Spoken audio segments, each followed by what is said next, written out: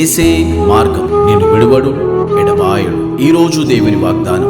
యేసుక్రీస్తు నామములో మీ అందరికీ శుభాది వందనాలు చెల్లించుకుంటున్నాను. ఏసే మార్గం అని మా కార్యక్రమం ద్వారా ఎంతమంది అయితే లైవ్ చూస్తూ ఉన్నారో, వాగ్దానం వింటా ఉన్నారో, మరి ప్రతిరోజు లైవ్ చూస్తూ ఉన్నారో, మరి ప్రతి ఒక్కరికి నా హృదయపూర్వక వందనాలు చెల్లించుకుంటున్నాండి. మరి ప్రతి ఒక్కరి రీత్యో దేవుడు అనేక విషయాలతో ఎంతో బలపరుస్తూ స్థిరపరుస్తూ ఆ దేవాది దేవునికి మనం వందనాలు చెల్లించుకుందామా. మరి మీరు అందరూ హ్యాపీగా ఉండాలని, సంతోషంగా ఉండాలని నా మనసారా కోరుకుంటున్నాను.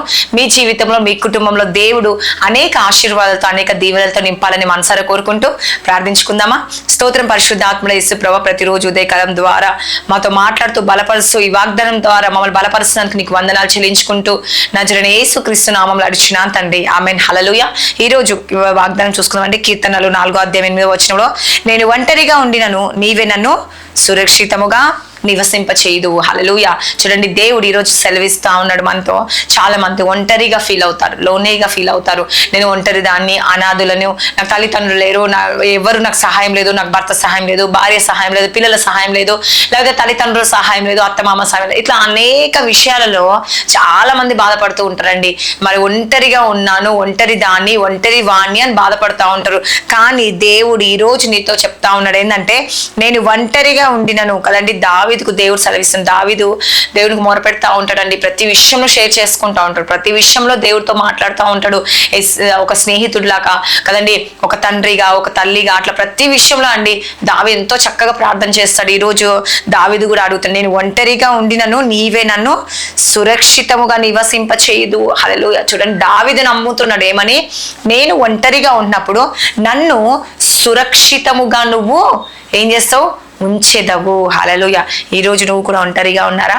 మీరు కూడా ఒంటరితనంలో ఉన్నారేమో, బాధపడుతున్నారేమో, దుఃఖపడుతున్నారేమో, ఆవేదన చెందుతున్నారేమో, ఎవరు సపోర్ట్ మీకు లేదేమో, లేకపోతే అవుట్ ఆఫ్ స్టేట్స్కి వెళ్ళి మరి అక్కడ జీవిస్తూ కదండి, అక్కడ జాబ్ చేస్తున్నారో, లేకపోతే చదువుతున్నారా, లేకపోతే నీ భర్తను విడిచి, నీ భార్యను విడిచో, నీ పిల్లల్ని విడిచో, నీ తల్లిదండ్రులు విడిచో నువ్వు అక్కడ అవుట్ ఆఫ్ స్టేట్స్కి కదండి, లేకపోతే అనదర్ ప్లేసెస్కి వెళ్ళినప్పుడు మరి ఒంటరిగా ఫీల్ అవుతున్నారేమో, లోన్లీగా ఉన్నారేమో. కానీ దేవుడు ఈరోజు సెలవిస్తా ఉన్నాడు ఏమని, ఒంటరిగా ఉన్న వారికి ఏం చేస్తాడంటే దేవుడు మిమ్మల్ని అనుకుంటున్నామో, నన్ను ఎవరు రక్షించరు, నేను అసలు సురక్షితంగా ఉంటానో లేదో, అసలు నాకు మంచి ఆరోగ్యం ఉంటుందా, లేకపోతే అన్ని విషయంలో బాధపడతా ఉంటారండి. మరి ఇక్కడ ఒంటరిగా ఉన్నాను కదా, నాకు సహాయం చేసేవారు లేరు అని బాధపడుతున్నారా? అయితే దేవుడు ఈరోజు నీతో మాట్లాడుతూ ఉన్నాడు.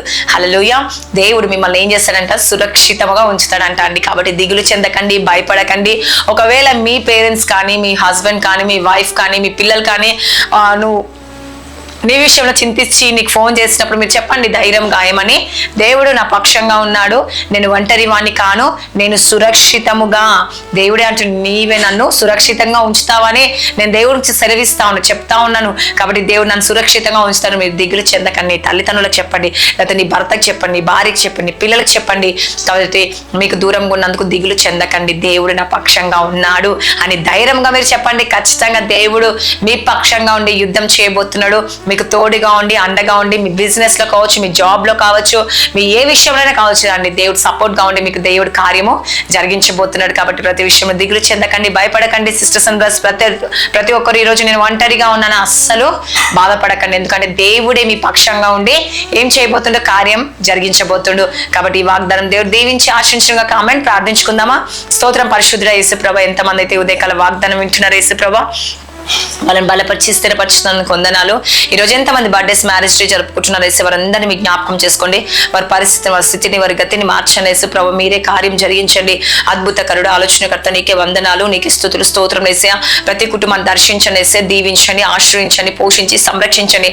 వారికి ఉన్న అవసరాలన్నీ తీర్చండి వేసే. వారి కుటుంబంలో శాంతి, సమాధానం, నెమ్మది కలుగునుగా కైసే. వారి జీవితంలో అనేక మేలులతో నింపండి వేసే, అనేక ఆశీర్వాదాలతో నింపండి వేసే. మీరే కార్యాలు జరిగించండి వేసే ప్రభా.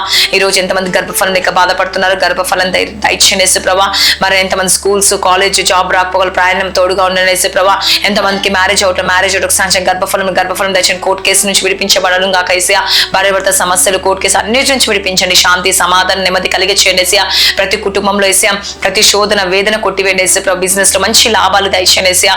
అనారోగ్యంతో, బలహీనంగా, నాయన రకరకాల రోగాలతో బాధపడుతున్న స్వస్థత, విడుదల దయచేయండి. ఎంతమంది ఆత్మీయంగా ఎదగలేక, జ్ఞానం లేక, నేను కుటుంబ ప్రార్థనలు చేసుకోలేక, రక్షణ లేక బాధపడుతున్న బాధపడుతున్న వారి కుటుంబాలకి రక్షణ భాగ్యం దయచండి. ప్రతి సంఘాలను మీ జ్ఞాపకం చేసుకొని, ప్రతి సేవకుల్ని మీ జ్ఞాపకం చేసుకొనేసి వారి కుటుంబ సభ్యులను, వారందరినీ, బంధువులు, స్నేహితులు ప్రతి ఒక్కరిని జ్ఞాపకం చేసుకొనేసి వారి జీవితంలో, వారి కుటుంబంలో గొప్ప అద్భుతం జరుగును గాక. ఏసియా మీరే కార్యం జరిగించి ప్రతి సమస్య నుంచి విడిపించమని నజరుడైన యేసుక్రీస్తు నామంలో దేవా మీరే కార్యాలు జరిగించమని యేసు నామంలో అడుగుచున్నాను తండ్రి. ఆమేన్. God bless you. ప్రైజ్